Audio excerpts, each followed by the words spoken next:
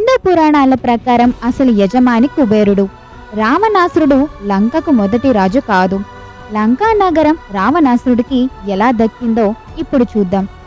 దేవశిల్పి అయిన విశ్వకర్మ పరమశివుడి ఆదేశం మేరకు లేదా రాక్షసుల కోసం సముద్రం మధ్యలో అత్యంత అందమైన స్వర్ణలంకను నిర్మించాడు.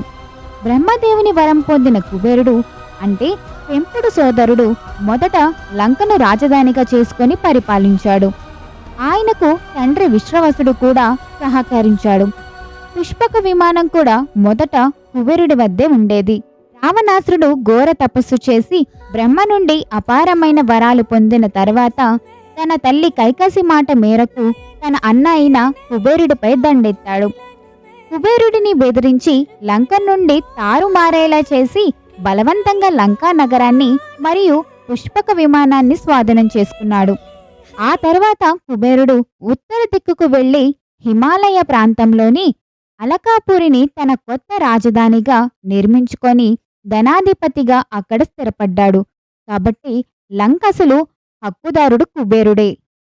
మరి మా వీడియో కనుక మీకు నచ్చినట్లయితే ప్లీజ్ సబ్స్క్రైబ్.